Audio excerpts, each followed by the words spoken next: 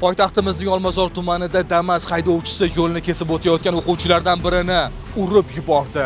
Avtohalokat aynan mana shu piyodalar yo'lagidan 2-3 metr teparoqda sodir bo'lgan. Mazkur yo'l transport hodisasi nima sababdan yuz berdi? Holat yuzasidan voqea joyida surishtiruv o'tkazdik. Men kechki payt obeddan keyin eshitdim. Men bu hamshiralar bor deyman, bu oilaviy poliklinikani mana shu uyligiga ketishadi Ostonovkada turib. Men endi eshitdim-da, nima bo'ldi? Qanaqa bo'ldi? Qizlarning holati yaxshimi? Necha yosh qizlar ekansa, 3-4 sinfda o'qiydigan qizlar.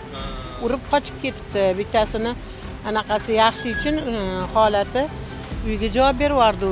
Bittasini olib ketdi, chunki u yiqilib, men peshonasi g'urra bo'lib gematoma olgan edi. Uni odam bir shapaloq kaltasi miyasi chaqaladi.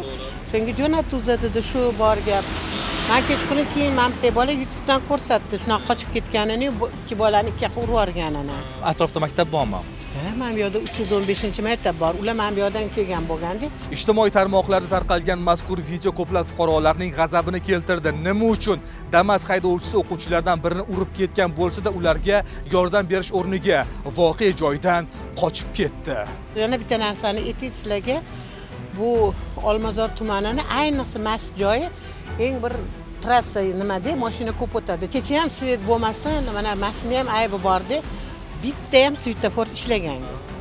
Mashinalarni ko'rsangiz, shunaqa arinini buzilganda chumolininida yurishdi. Shuni ham ko'taringlarki, mana shu tumanda mana hali men bilan hali diniylari buziladi, svetdan qasdan. Ko'p o'chadimi? Juda ko'p o'chadi. Ayniqsa men katta yo'lga yo'man. Men bilan-ku ana uni qo'shib yuboradi, darrov naq qiladi. Albatta biz shu o'rinda Olmazor tuman elektr tarmoqlari mas'ullaridan so'rab qolgan bo'lardik ushbu hududni jiddiy nazoratga olishingizni. Rahmat, tanjoyingiz sog' bo'lsin, baraka topinglar. Bu yerda eng yomoni shuki, hamma narsa bo'lishi mumkin edi voqea joyida. Bolaga bundan ham battar azob bo'lishi mumkin, voqea joyida halok bo'lishi mumkin edi. Xudo asrabdi, hamisha asrasin. Bu yerda eng yomon jinoyat sho'piri qochib ketgan. Yordam berish kerak edi. Yordam berish kerak edi, odamgarchilik degan narsa bor. Begona odamlar nahotki ko'tarib kiradi, sen ko'rmagandek odam urib o'tib ketaverasan. Bu juda noto'g'ri. Ayblanishi, bu jazo olish kerak baribir. Keyin hozir videoni ko'ryapmiz. Qizchalar ham piyodalar yo'lagidan biroz teparoqdan o'tishgan. Piyodalar yo'lagidan harakatlanishmagan. Demak, ota-onalar ham farzandlariga o'rgatish kerak ekan-da. Maktabda o'qituvchilar. Siz bilasizmi, bundan bir 15-20 yildan svetofor peredachi bo'lardi televizorda. Ancha o'shani yordam bo'lgan, avariyalar bunaqa ko'p bo'lmagan.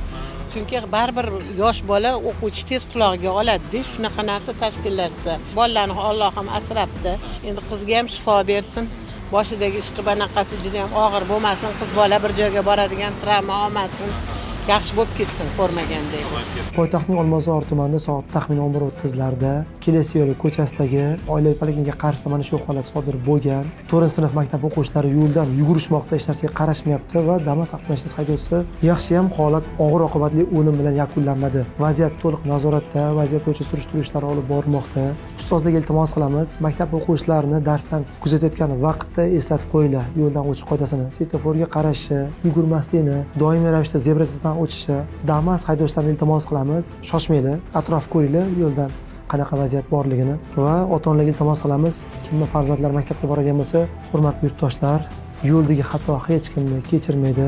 Hurmatli ota-onalar hamda o'qituvchilar, farzandlaringiz va o'quvchilaringizga qattiq tayinlang. Ular faqatgina svetofor bor joydan yoki bo'lmasam piyodalar uchun ajratilgan yo'lakdan harakatlanishini, bu orqali biz turli ayanchli voqealarni, avtohalokatlarni oldini olgan bo'lamiz.